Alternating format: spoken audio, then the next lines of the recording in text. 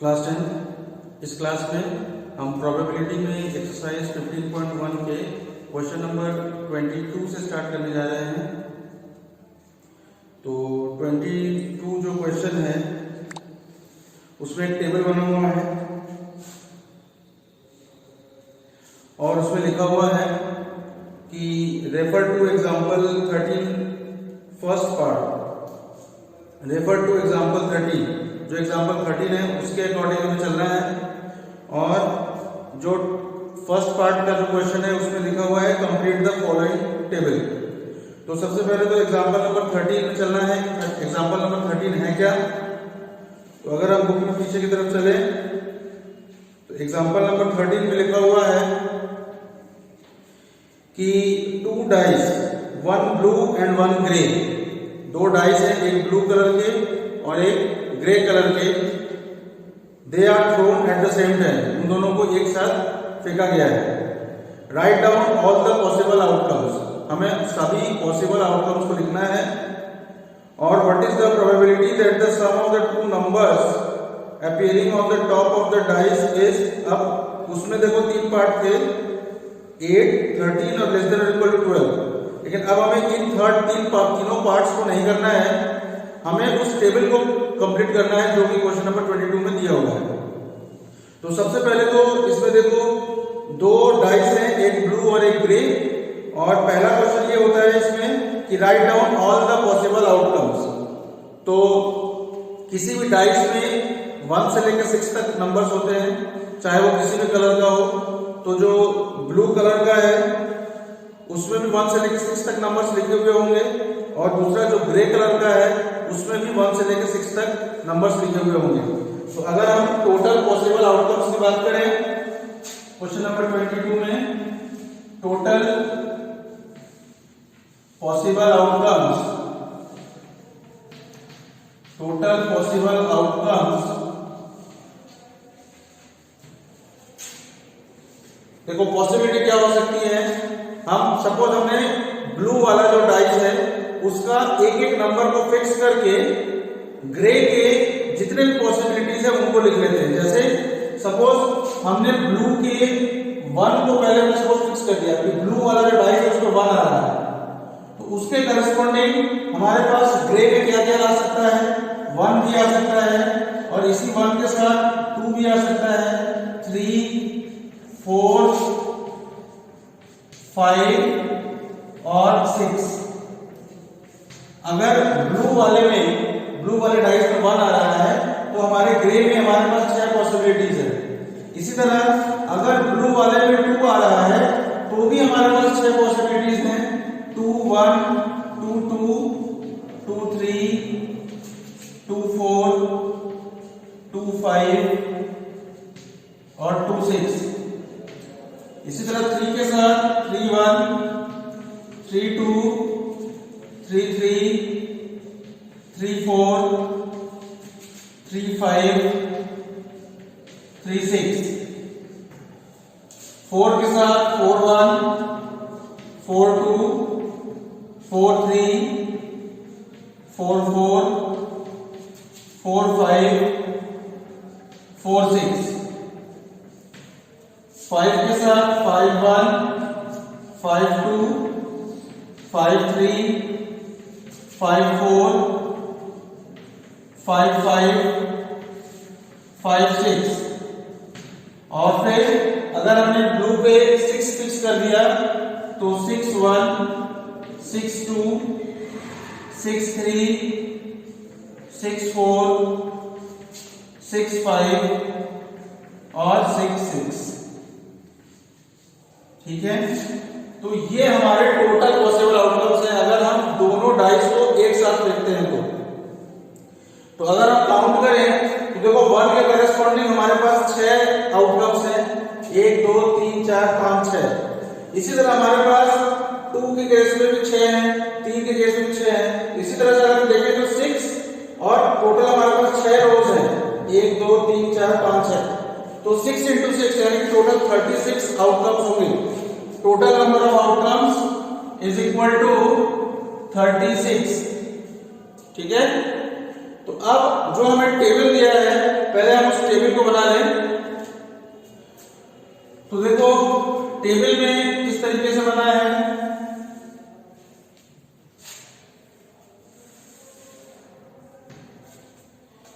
पहले कॉलम में क्या लिखा है, क्वेश्चन नंबर 22 में पहले कॉलम में लिखा है सम ऑन 2 डाइस,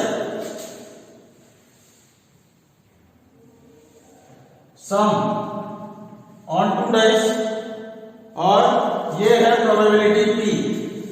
तो अब 2 से लेके 12 तक लिखा हुआ है, तो 2, 3, 4, 5, 6, 7, 8, 9, 10, 11, 12 ऐसे हम ब्लॉक्स बना देते हैं।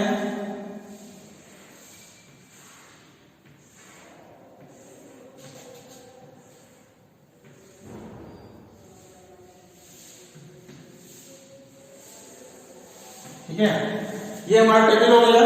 अब क्वेश्चन है कि इस सबसे पहले इस टेबल को पूरा करना है, मतलब कि जो दो डाइस हैं, सपोज ये दोनों डाइस हैं, अब इन दोनों डाइस पे जो टॉप पे जो नंबर आएगा, जो टॉप पे जो नंबर आएगा उन दोनों को जोड़ने पे 2 आए, इसकी क्या प्रोबेबिलिटी है उसको यहां पे लिखना है। जो नंबर ऊपर दिख रहा है इन दोनों को प्लस करने पे 3 आएगा, इसकी क्या प्रोबेबिलिटी होगी उसको 3 के नीचे वाले ब्लॉक पे लिखना है। ठीक है, तो इसी तरह से हम सभी नंबर्स के करस्पॉन्डिंग प्रोबेबिलिटीज निकाल के इस ब्लॉक्स में फिट करेंगे। तो देखो, अगर सबसे पहले अगर हम 2 की बात करें तो ये हमारे पास टोटल पॉसिबल आउटकम्स है। तो ऐसे कौन से हैं जिनको जोड़ने पे, जैसे ये 1 1 है, 1 2 है, ऐसा कौन सा है जिसको जोड़ने पे हमारा 2 बनेगा? सिर्फ एक यही है, 1 1 1 प्लस 1 करेंगे तो 2 आएगा। देखो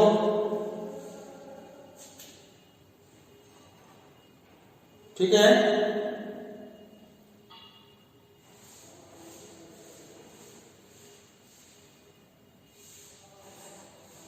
ठीक है, नहीं दिख रहा है? हाँ तो देखो, हाँ फिर से बता रहे हैं, फिर से बता दे रहे हैं। देखो, हमें जो 2 डाइसेस दिए हुए हैं, हमें उन दोनों पे जो नंबर आएगा उनको जोड़ के बताना है। जैसे अगर हमको सबसे पहले यहाँ पे 2 लिखा है तो हमें ये सोचना है कि जो भी आउटकम्स लिखे हुए हैं उनमें किन दोनों को प्लस करने पे 2 आता है, ऐसे कितने आउटकम्स हैं। तो देखो, सिर्फ एक ये 1 1 ही है जिसमें अगर हम इन दोनों को प्लस करें, 1 और 1 को प्लस करें तो हमारा 2 बनेगा। ठीक, और कोई सा भी आउटकम तुम ले लो, उन दोनों को जोड़ने पे 2 नहीं बनेगा। ठीक है, तुम चेक कर सकते हो। तो इसलिए जो 2 के केस में जो हमारा फेवरेबल आउटकम होगा वो सिर्फ एक ही होगा, 1 1। तो फेवरेबल आउटकम हो जाएगा हमारा 1 और टोटल पॉसिबल आउटकम है 36। तो प्रोबेबिलिटी निकालने के लिए क्या करते हैं लोग, favourable outcome upon total outcome. तो फेवरेबल है हमारा सिर्फ 1, क्योंकि एक ही आउटकम ऐसा है जो कि 2 दे रहा है, हमें इन दोनों को जोड़ने पे हमें 2 मिल रहा है, ये सिर्फ एक आउटकम है। तो प्रोबेबिलिटी हो जाएगी 1 अपॉन 36। 1 अपॉन 36 क्यों हुआ? क्योंकि 1 फेवरेबल आउटकम है और 36 टोटल आउटकम है। तो ये जो 2 वाले ब्लॉक के नीचे हम लिख देंगे 1/36। ठीक है, इसी तरह नेक्स्ट है 3। अब ऐसे कितने आउटकम्स हैं जिनको जोड़ने पे हमारा 3 आ रहा है? तो देखो, एक ये 1 2 है, अगर हम 1 और 2 को प्लस करते हैं तो हमें 3 मिल जाएगा, और एक है ये 2 1 को भी अगर हम प्लस करें तो भी हमें 3 मिलेगा।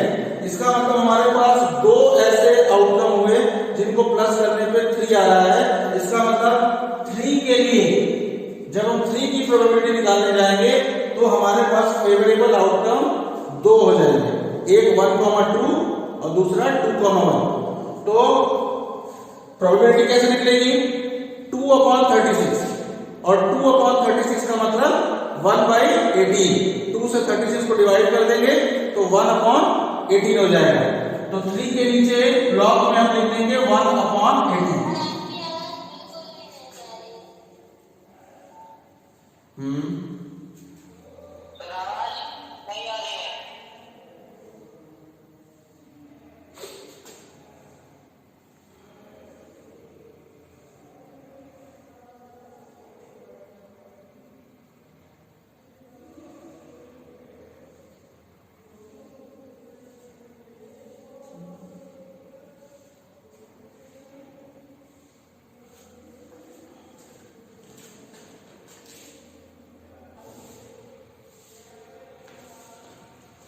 तो देखो अब अगर हम 4 की बात करें तो 4 की प्रोबेबिलिटी चाहिए हमें।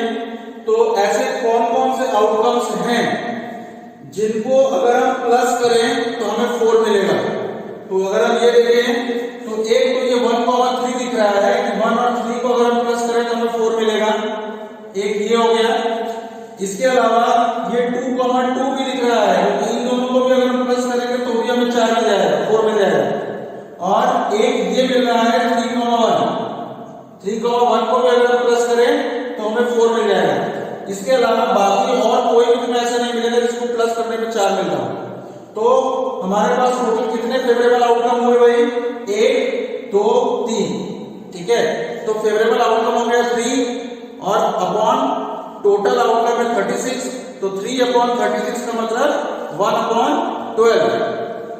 तो ये 4 के नीचे हमने लिख दिया 1/12, ठीक। अब इसके बाद 5 के लिए सिमिलरली हम करते जाएंगे। 5 के लिए कौन कौन से हो सकते हैं? एक 1 4 हो सकता है, एक 2 3 हो सकता है, क्योंकि 1 4 प्लस करेंगे तो 5 आएगा, 2 3 भी प्लस करेंगे 5 आएगा, 3 2 करेंगे तो 5 आएगा और 4 1 करेंगे तो 5 आएगा, ठीक है। तो 1 2 3 4 टोटल 4 फेवरेबल आउटकम हुए। तो 4/36, 4/36 का मतलब 1/9। तो यहां पे हम 5 के नीचे 1/9 लिख देते हैं, ठीक है। इसके बाद 6 के लिए, तो 6 कैसे आएगा?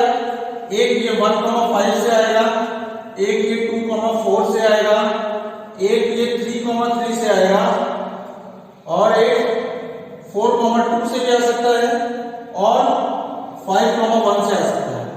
तो टोटल मेरे पास देखो 1 2 3 4 5 फेवरेबल आउटकम हो जाएंगे और प्रोबेबिलिटी हो जाएगी फिर हमारी 5/36। तो 6 के केस में हो जाएगा हमारा 5/36, ठीक। और 7 के लिए देखो एक 1,6 से आएगा, एक 2,5 से भी आ सकता है 7, फिर 3,4 से आ सकता है, 4,3 से आ सकता है, 5,2 से और 6,1 से। तो टोटल कितने हो गए? 1 2 3 4 5 6, टोटल 6 हो गए। तो फेवरेबल आउटकम हमारे 6 हो गए। तो 6/36, तो 6/36 का मतलब 1/6, 6 से 36 कैंसिल कर देंगे तो 1/6 आ जाएगा, ठीक। अब 8 के लिए देखो भाई, ये 2 6 से 8 आएगा, 3 5 से भी 8 आएगा, 4 4 से भी 8 आएगा, 5 3 से 8 आएगा और 6 2 से 8 आएगा। तो 1 2 3 4 5 हो गए। इसका मतलब प्रोबेबिलिटी कितनी हो जाएगी? 5/36, 5/36, ठीक है। अब नेक्स्ट है 9। अब 9 के लिए सोचे अगर तो 3,6 से आएगा, 4,5 5,4 और 6,3। तो टोटल 1 2 3 4, तो 4/36 और 4/36 का मतलब 1/9, 1/9। नेक्स्ट 10 के लिए ये 4 6 5 5 और 6 4, टोटल 3 हुए। तो 3/36 और 3/36 का मतलब 1/12, 1/12। नेक्स्ट 11 देखो 5 6 से आएगा और 6 5 से आएगा, बस दो ही पॉसिबिलिटी है, 5,6 और 6,5, इन दोनों को प्लस करने पे ही 11 आएगा। तो फेवरेबल आउटकम हमारे दो हो गए, तो 2/36, और 2/36 का मतलब 1/18, 1/18। और लास्ट में 12, तो 12 सिर्फ और सिर्फ इस 6,6 से ही आ सकता है, और कोई पॉसिबिलिटी नहीं है जिसको जोड़ने पे 12 बनता हो। तो 6,6 ये सिर्फ एक ही पॉसिबल आउटकम है, तो प्रोबेबिलिटी हो जाएगी 1/36, 1/36। ठीक है, तो ये हमारा टेबल बन गया। टेबल कंप्लीट करना था, तो ये टेबल कंप्लीट हो चुका है। अब इसी में सेकंड क्वेश्चन में कह रहा है, इसका सेकंड पार्ट जो है उसमें कह रहा है कि अ स्टूडेंट और that there are 11 possible outcomes, 2 3 4 5 6 7 8 9 10 11 and 12, therefore each of them has a probability 1/11। अब कह रहा है कि अब इसमें से टोटल कितने पॉसिबिलिटीज हैं, या तो 2 से लेके 12 तक, यानी कि 11 पॉसिबिलिटीज हैं, तो सबकी पॉसिबिलिटी यानी कि प्रोबेबिलिटी 1/11 होगी। क्या ये स्टेटमेंट सही है या गलत है? तो देखो भाई, ये स्टेटमेंट गलत है, क्योंकि सबकी प्रोबेबिलिटी ऑलमोस्ट अलग अलग है। 2 की प्रोबेबिलिटी 1/36 है, 3 की 1/18 है, 4 की 1/12 है। ये इक्वली लाइकली आउटकम्स नहीं है, ठीक है, क्योंकि सबकी पॉसिबिलिटी, सबकी प्रोबेबिलिटी अलग अलग है, इसलिए सबकी जो इसमें जो दिया है कि सबकी प्रोबेबिलिटी 1/11 होगी, तो वो स्टेटमेंट गलत है। ठीक है, चलो अब इसके बाद नेक्स्ट क्वेश्चन, क्वेश्चन नंबर 23।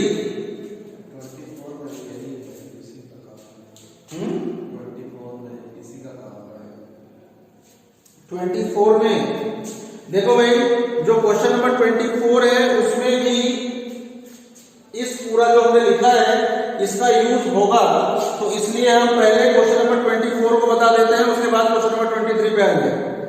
तो देखो क्वेश्चन नंबर 24 में है कि अ डाई इज थ्रोन ट्वाइस, एक डाइस को 2 बार फेंका गया है। What is the probability that, first part में कह रहा है कि 5 will not come up either time, मतलब जो दो डाइस को हमने फेंका है उसमें दोनों के ऊपर 5 नहीं आना चाहिए। ठीक है, 5 नहीं आना चाहिए। तो हम सबसे पहले तो देखें भाई, ऐसे कितने हैं जिसमें 5 आता है। हम पहले ये काउंट कर लें कि हमें तो चाहिए कि 5 नहीं आने वाला, लेकिन हम पहले ये काउंट कर लें कि कितने में 5 आ रहा है। तो देखो भाई, एक तो यहां पे 5 है, एक यहां पे 2 3 4 5 तो यहां पे हो गए, और इधर पूरे 5 वाले रो में देखो 6 7 8 9 10 11, तो टोटल 11 ऐसे आउटकम हैं जिनमें 5 आ रहा है। तो अगर 11 आउटकम में 5 आ रहा है तो कितने में नहीं आ रहा होगा, टोटल में से माइनस कर दें, तो टोटल हमारे पास 36 है, उसमें से अगर हम 11 को माइनस कर दें तो कितना बचेगा 25। इसका मतलब जो हमारा फेवरेबल आउटकम होगा क्वेश्चन नंबर 24 के फर्स्ट पार्ट में वो होगा 25, और टोटल आउटकम तो 36 ही होगा। तो इस केस में जो हमारा प्रोबेबिलिटी होगा क्वेश्चन नंबर 24 का जो फर्स्ट पार्ट है, क्वेश्चन नंबर 24 का जो फर्स्ट पार्ट है उसका जो प्रोबेबिलिटी होगा वो हो जाएगा फेवरेबल अपॉन टोटल, तो फेवरेबल आउटकम हो जाएगा 25 अपॉन टोटल है 36। अब ये 25 कैसे आया कि हमने टोटल आउटकम में से माइनस कर दिया है किसको, जिसमें से 5 आ रहे हैं। तो हमने यहाँ पे काउंट किया तो 5 11 आउटकम्स में 5 है, तो हमने उन 11 आउटकम्स को 36 में से माइनस कर दिया, तो हमारे पास 25 बचे, और वही हमारे फेवरेबल आउटकम हो जाएंगे। तो 25 फेवरेबल अपॉन टोटल 36, यही हमारा फर्स्ट पार्ट का आंसर हो जाएगा। और सेकंड पार्ट में लिखा है 5 will come up at least once, 5 जो है कम से कम एक बार तो आना ही चाहिए। एक बार से अगर 2 बार भी हो गया, ज्यादा भी हो गया, तो भी हम उसको कंसिडर करेंगे। ठीक, तो ऐसे कहां काम रहे जहां पे कि 5 आ रहा है कम से कम एक बार, 2 बार वाले भी चलेंगे। तो हमने जो अभी काउंट किया था 11, वो वही वाले थे जिसमें 5 आ रहे हैं। ठीक, तो ये जो 11 हमने कंसिडर किए थे लास्ट एग्जांपल, इसमें लास्ट पार्ट में, वही हमारे लिए फेवरेबल आउटकम का काम करेंगे। तो सेकंड पार्ट की जो प्रोबेबिलिटी होगी वो हो जाएगा, फेवरेबल आउटकम हो जाएगा हमारा 11 और टोटल आउटकम हो जाएगा 36। तो ये हो जाएगा, जो आंसर होगा हमारा वो होगा 11/36। ठीक है, फर्स्ट पार्ट का आंसर होगा 25/36 और सेकंड का आंसर होगा 11/36। तो ये हमारा क्वेश्चन नंबर 24 हो गया। इस क्वेश्चन में भी इस डाइस के जो हमने टोटल आउटकम्स लिखे हुए थे उसकी जरूरत थी, इसलिए हमने इस क्वेश्चन को बता दिया पहले। अब हम क्वेश्चन नंबर 23 पे आते हैं।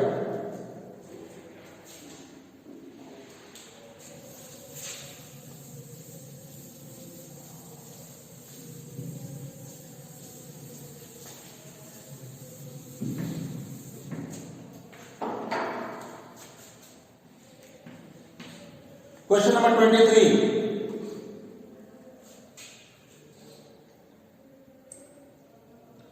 इसमें दिया हुआ है कि a game consist of tossing a 1 rupee coin 3 times. एक गेम है और उसमें क्या होता है कि एक 1 रुपी कॉइन को 3 बार उछाला जाता है, टॉस किया जाता है, and noting it's outcome each time, और उसके आउटकम को हर बार नोट किया जाता है।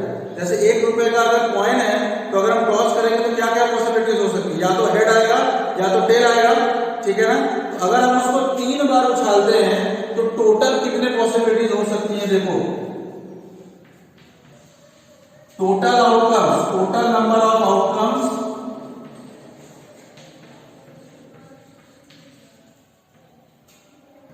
इज इक्वल टू, 3 बार अगर हम करते हैं तो या तो वो तीनों बार हेड आ सकता है, या तो पहले दोनों पे हेड, तीसरी बार में टेल, या तो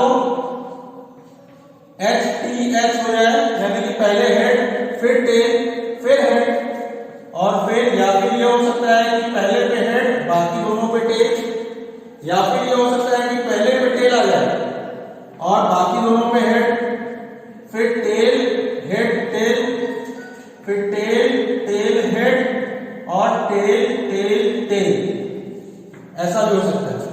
तो अगर हम किसी सिक्के को 3 बार उछालते हैं, किसी कॉइन को 3 बार टॉस करते हैं, तो हमारे पास यही 8 पॉसिबिलिटीज पॉसिबल है। इससे ज्यादा पॉसिबिलिटीज कोई नहीं हो सकती।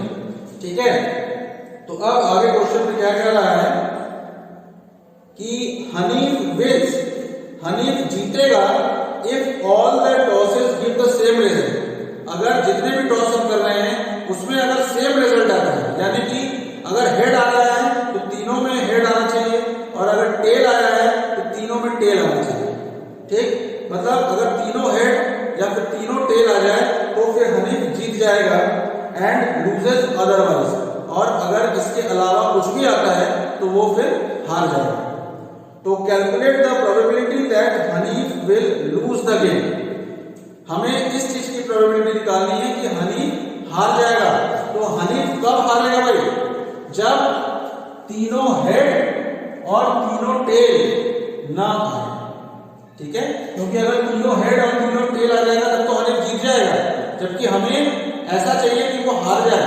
तो हारने के लिए कौन कौन सी कंडीशंस हैं, ये वाले, ये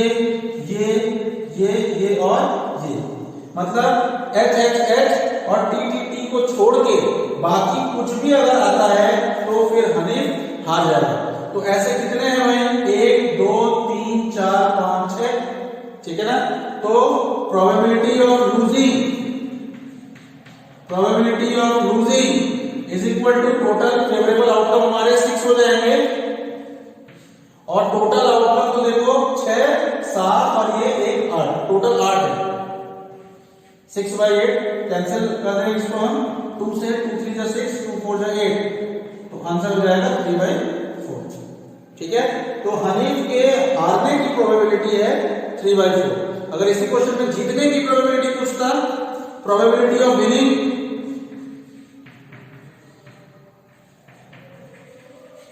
तो जीतने की प्रोबेबिलिटी के लिए हमें क्या करना होगा, फेवरेबल आउटकम चाहिए। तो जीतने के लिए कौन कौन से कितने फेवरेबल आउटकम है हमारे पास, एक ये HHH और एक ये TTT, मतलब दो ही हैं जिस पे हनीफ जीतेगा। तो फेवरेबल आउटकम हमारे हो जाएंगे 2 upon total number of outcome तो 8 ही हैं, तो 2 1 जा 2, 2 4 जा 8, तो 1/4 आंसर हो जाएगा। या फिर जीतने की प्रोबेबिलिटी को हम इस तरीके से निकाल सकते हैं कि अगर हारने की प्रोबेबिलिटी हमें मिल चुकी है, तो जीतने की प्रोबेबिलिटी के लिए हम 1 में से हारने की प्रोबेबिलिटी को माइनस कर दें, यानी कि 3/4 को अगर हम 1 में से माइनस कर दें तो भी जो आएगा यानी कि 1/4 ही आएगा, तो वो हमारा विनिंग का प्रोबेबिलिटी हो जाएगा। तो दोनों तरीके से कर सकते हैं इस क्वेश्चन को, ठीक है। तो चलो ये हो गया क्वेश्चन नंबर 23। अब नेक्स्ट इस क्वेश्चन, इस चैप्टर का लास्ट क्वेश्चन, क्वेश्चन नंबर 25।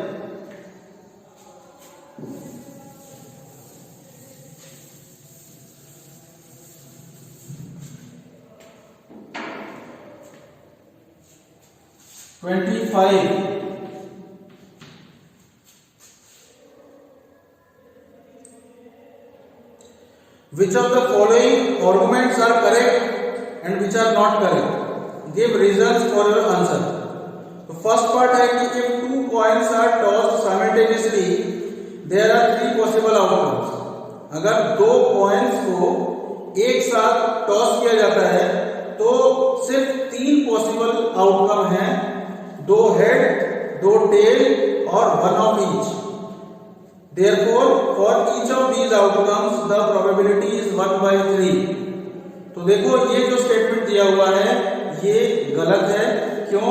क्योंकि अगर हम किसी दो पॉइंट्स को टॉस करते हैं तो 3 आउटकम नहीं होते हैं, उसमें 4 आउटकम होते हैं। अब वो 4 आउटकम्स कौन कौन से होते हैं? एक तो होता है दोनों हेड आ जाए, या तो पहला हेड दूसरा टेल, या तो पहला टेल दूसरा हेड, और या तो दोनों टेल। अब इस क्वेश्चन में इसने दोनों हेड को माना है, दोनों टेल को माना है, लेकिन इन दोनों को मिला के इसने एक ही माना है, जो कि गलत है। ठीक है, क्वेश्चन में इन दोनों आउटकम्स को उसने एक सिंगल आउटकम मान लिया है और ये देखो गलत है। तो इसलिए इसमें हर एलिमेंट का जो प्रोबेबिलिटी होगा वो 1/3 नहीं होगा, वो कितना होगा 1/4, क्योंकि हमारे पास टोटल यहाँ पे 4 आउटकम है। तो अगर हम किसी भी पर्टिकुलर एलिमेंट का अगर हम प्रोबेबिलिटी चाहें, सपोज एचएस की प्रोबेबिलिटी अगर हमको निकालनी है, तो एचएस तो सिर्फ एक ही एलिमेंट है, तो फेवरेबल आउटकम हो जाएगा 1 अपॉन टोटल है 4, तो 1/4। सिमिलरली एचटी की भी प्रोबेबिलिटी 1/4 ही होगी, टीएच की भी 1/4 होगी और टीडी की भी 1/4 ही होगी। तो ये जो 1/3 दिया है ये गलत है, ये स्टेटमेंट रॉन्ग है। और सेकंड पार्ट में दिया है कि if a die is thrown then there are 2 possible outcomes. अगर किसी डाइस को फेंका जाता है तो वहां पे सिर्फ 2 ही पॉसिबल आउटकम्स हैं, एन ऑड नंबर और एन इवन नंबर। या तो ऑड नंबर आएगा या तो इवन नंबर आएगा। Therefore, the probability of getting an odd number is 1/2. तो देखो ये स्टेटमेंट करेक्ट है। क्यों करेक्ट है भाई? क्योंकि किसी भी डाइस को जब फेंका जाता है तो उसमें 1 से लेकर 6 तक यही नंबर्स होते हैं, 1 2 3 4 5 6। अब इसमें जो नंबर 6 नंबर दिए गए हैं, इसमें ऑड नंबर्स कौन कौन से हैं? 1 3 और 5, और इवन नंबर्स ये है 2 4 और 6। ठीक है, और तो कोई नंबर्स है नहीं, 1 से लेकर 6 में या तो ऑड है या तो इवन है, तो ये बात तो करेक्ट है। और ऑड और इवन दोनों के आने की प्रोबेबिलिटी 1/2 है, ये भी करेक्ट है। क्यों? क्योंकि देखो अगर हम ऑड की प्रोबेबिलिटी निकालें, ऑड नंबर हमारे पास है कितने? 3 ही तो है, 1 2 3, तो फेवरेबल आउटकम हो जाएगा 3 अपॉन टोटल कितने हैं 6, तो 3/6, 3 1 जा 3, 3 2 जा 6, 1/2। ये हो जाएगा प्रोबेबिलिटी ऑड नंबर्स की। इसी तरह से इवन नंबर की भी जब हम प्रोबेबिलिटी निकालें तो इसमें भी देखो 3 ही इवन नंबर्स में 2, 4 और 6, तो फेवरेबल आउटकम हमारा 3 हो जाएगा अपॉन टोटल 1 से लेकर 6 तक 6 नंबर्स हैं, तो 3/6, 3 1 जा 3, 3 2 जा 6। तो चाहे तुम ऑड नंबर्स की प्रोबेबिलिटी निकालो चाहे इवन नंबर्स की प्रोबेबिलिटी निकालो किसी डाइस के अंदर, तो उसकी प्रोबेबिलिटी 1/2 ही आती है। तो ये स्टेटमेंट करेक्ट है, ठीक है। तो ये प्रोबेबिलिटी 15.1 एक्सरसाइज खत्म हो गया है, ठीक है। अब नेक्स्ट क्लास में हम नेक्स्ट चैप्टर स्टार्ट करेंगे, ठीक है। चलो ऑफ करो।